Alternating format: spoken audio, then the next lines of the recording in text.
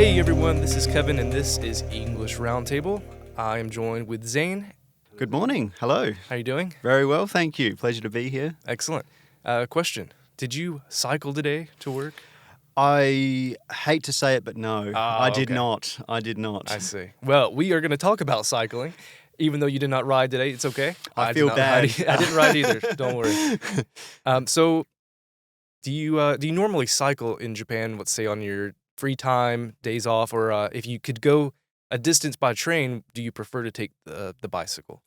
In terms of free time, I get as much cycling in as possible. So if I finish work and I go home and the weather's good, I'll try and get out there and go for a ride.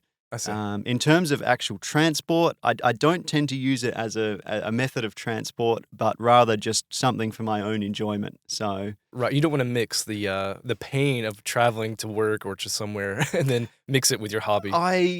I'm a little worried about if I cycle to work when I arrive. I'll be all right. hot and I've already used so much energy. That's true. That's So true. I'm a little worried about that. I know people that do. And they, I don't like the morning train, so it would take some pressure off that. But no, I sort of keep the two in different sections. I've got my hobby and my interest, and I've got my pure transport, which is trains at the moment. Yeah. So Okay. Speaking of cycling in Japan, I did not know that the law changed that every person has to wear a helmet. Which changed, I think, in April, right, beginning of this year. okay, I didn't know about it until someone told me because I don't right, see any change. That's the yeah. thing. I have noticed a few people now that I'm aware that are wearing helmets, but for the most part, no one's taking this law or this mandate seriously. It seems to be the case with a lot of things in Japan where there's probably a lot of grey area involved. I remember a couple of years ago they made a law that said you need to have insurance if you're riding a bike. Oh, You need to really? have special bike insurance, yeah, What? which I have not done. So there's all kinds of things that, especially if you're a foreigner, you would not know about because Yeah, it's not right. publicised, Right. it's not enforced. It's kind of a mandated courtesy, I suppose. But Right. When I see the word mandate, that makes me think, it's you got to do it, but hey, it's Japan. It's always a grey area, I think. it seems to be. Recommended law, I suppose. But Yes, the whole helmet thing, that just sort of came up pretty suddenly. Coincidentally, a few months prior to that, I decided to go with a helmet anyway, just because a couple of descents on hills, I thought, I'm going very, very fast down a hill. Wasn't wearing a helmet, and I thought, well, if I come off here, it's not going to end well. So Yeah. I kind of introduced the helmet before they made the law. But I see. Okay. I don't think it's a bad idea to wear a helmet. But Yeah, I don't either. It actually got me thinking because most people don't wear one, especially if I'm just going to go down the street to the store. I don't think about it. But yeah, the more I've thought with this mandate that came up, I do want to get one. Like you said, just for that maybe peace of mind for yeah, going down large hills or yeah, the yeah. the mother on a bicycle with That's her right. phone. That's and she right. Or doesn't- taxis. Yeah. The way that taxis just pull in front of you and stop to pick up a fare. Oh, right. That I've almost rear-ended quite seriously a few taxis. Like, luckily my brakes are fairly good and capable, but Yeah. there've been so many close calls to the point where I thought, I think a helmet's probably a good Yeah. idea. For many years, I never wore one. It's only been a recent thing. Okay. But I've had a couple of crashes in the past as well. So Yeah, same here. You would think after the first two crashes you would put a helmet on, but no. No, I don't know. I've never liked the feeling of wearing a helmet. Yeah, same. I'm not particularly pro helmet, but these days, I'm getting old. Right. I think it's probably a good idea. Yeah. Yeah. You got to keep the brain healthy. That's right. Well, I mean, I depend on it. Exactly. A bad head injury, and I've lost the ability to work. So Yeah, exactly. yeah. That's a good point. Mm. Yeah, when I was younger, I did a lot of mountain biking. That was my cycling. Nice. Because we luckily live close to a lot of mountains, a lot of trails. And my family, it would be like my father, my brother, and I. We would usually go on the weekends, a few hours, hit the trails. And that was a lot of fun. That sounds fantastic. Yeah, I really enjoyed some mountain people are biking. just blessed with good landscapes to go riding. That's what it was. It was because it was just so close. And then, you've got so many trails that people have made because of that, you could just go 30 minutes and you're there. You're lucky. Well, I was lucky. I would love to do it again, but it's very difficult.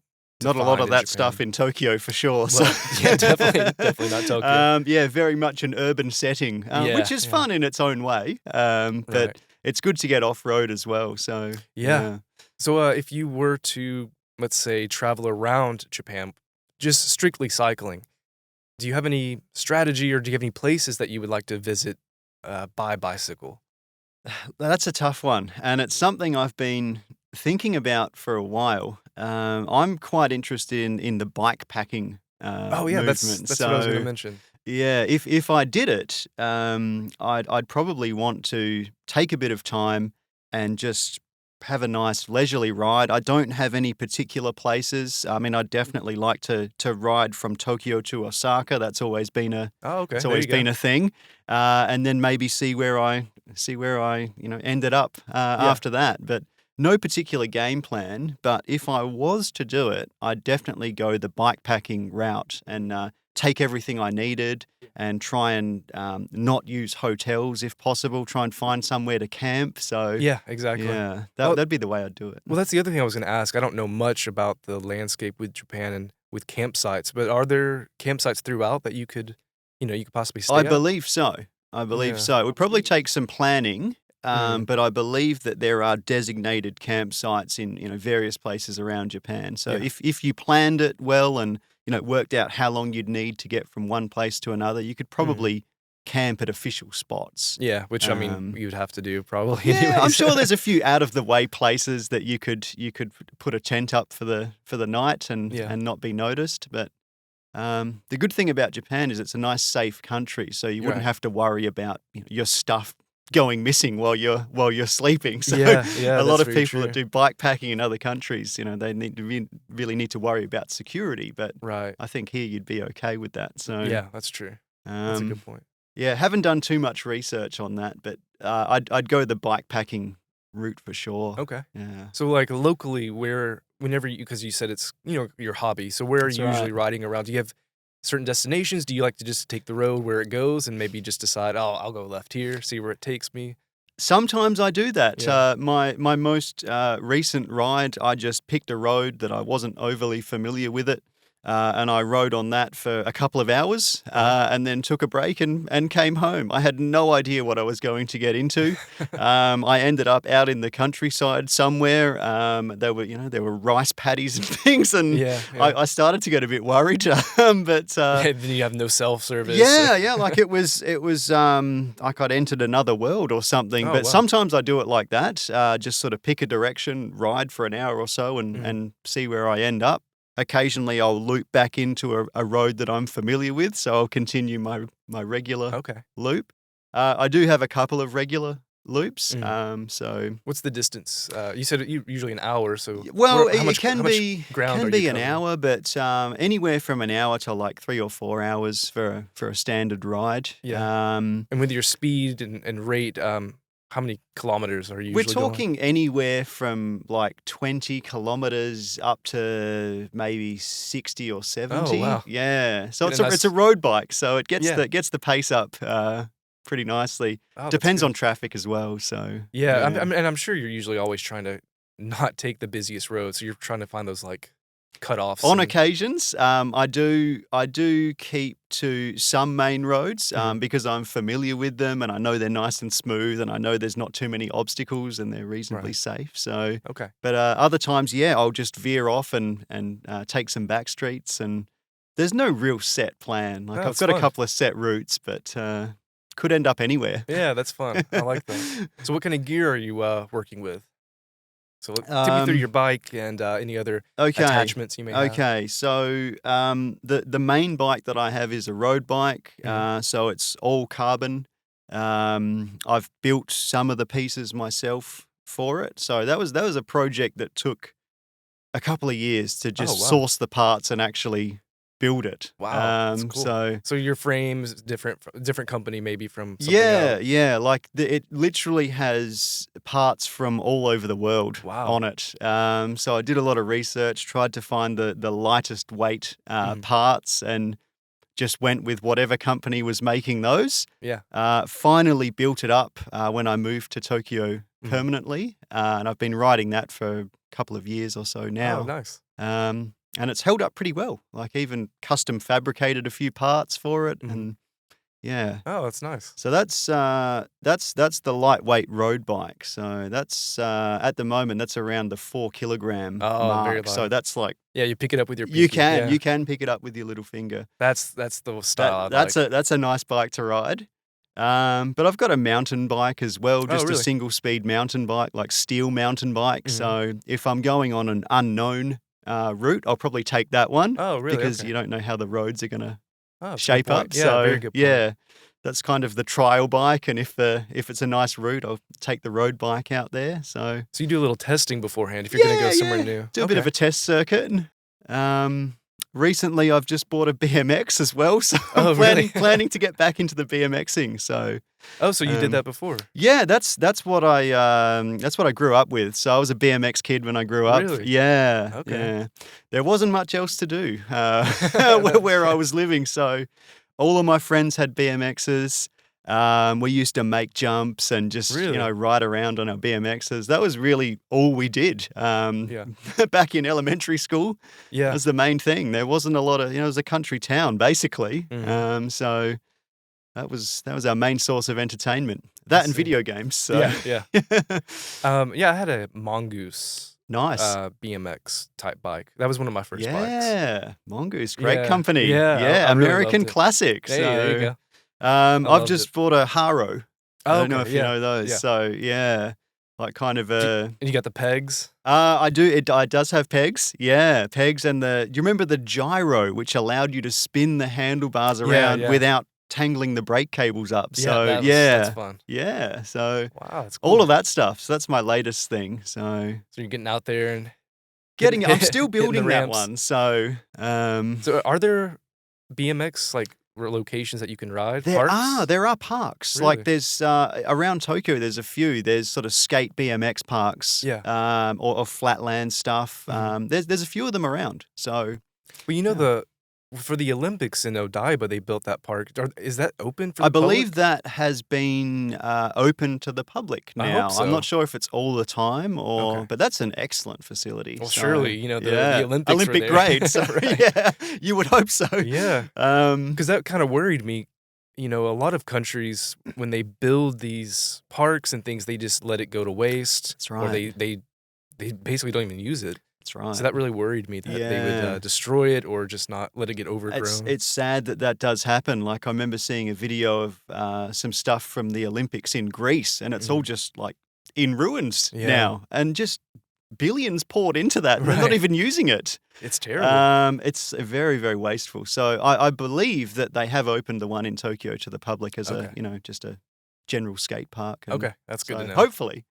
But, so are these locations nearby you? Like, because, I don't know if I want to take a BMX bike down the Tokyo streets personally.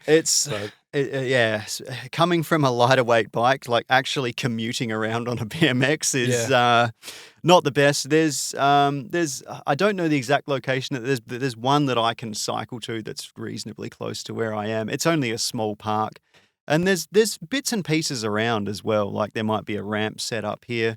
Quite often under the highways, like people have built their own. You know how under the highways there's like those little spaces that they have. I quite often see sort of homemade ramps and things just set up in those areas around the place. So nice. Yeah, I was hoping, and maybe it has since the Olympics, that the culture and the tolerance, I guess, for skateboarding and BMX would be more open because that's and it's not just Japan, but other countries, especially cities, they really don't want you on the property to, you know, if you're going to destroy it or something. That's kind of the mentality that skaters have and BMX bikers, you know, the punk mentality. Yeah, we're all just punks. You know? Right. Yeah. Very much like that in Australia as well. The amount of times that I was chased by security guards from various places. But I think in Japan, I heard something about after the skateboarding at the Olympics, there'd been a lot more interest in skateboarding in general for like with kids wanting to get into it and that sort of thing. So I guess BMX would be the same way. So yeah, I would think so. Hopefully tolerance will go hand in hand with that. Oh, I hope so. Yeah, the wasn't the winner of the skating 13-year-old? Yeah. That's pretty amazing. Yeah. I've seen especially like on social media, there's so many younger Japanese kids that are skating, and they're amazing. Absolutely amazing. The thing I've noticed with Japanese kids in general, like if they put their heart into something, be it skateboarding or BMXing or some sort of sport, they're generally really, really good at it. Yeah. I see even kids when I'm riding around, I'll see a kid on a skateboard or something doing stuff that I couldn't do. Right. Besides the jealousy that I have, I think, wow, that's amazing. Yeah. They do really focus. I've noticed. So yeah, a lot of good young skaters in Japan, BMXers. Completely different tangent, but like break dancers as well. Yeah, that's true. Very, very like the b-boy scene. Yeah, amazing, amazing talent in Japan. Yeah. So I have noticed that about those kind of activities in general. Yeah, that subculture's gained a lot of popularity, it seems like, in the past several years. So. Definitely. I like it, though. Yeah, no, I mean, that's kind of who I am. So if that gets more into the mainstream, I'm all for it. Yeah. Certainly. So let's go biking sometime. You've helped me out before with trying to get a bike. I currently don't have We need to get you on a bike. I know. But yeah, definitely, I'd be keen for a bike ride anytime. All right, sounds good. Well, let's wrap it up. Thank you very much for joining, and thank you everyone for listening. Pleasure to be here. Thank you. Thank you for listening to English Roundtable, made possible by Kanda Gaigo Career College in Tokyo, Japan. If you enjoyed hearing natural English conversation, subscribe and like us wherever you're listening, and check us out on YouTube, Twitter, and our other SNS platforms, which will be in the description for this episode. Head over to the YouTube page to see some of the keywords we used in the conversation and other activities to test your English listening skills. Thanks again, and we'll see you in the next episode.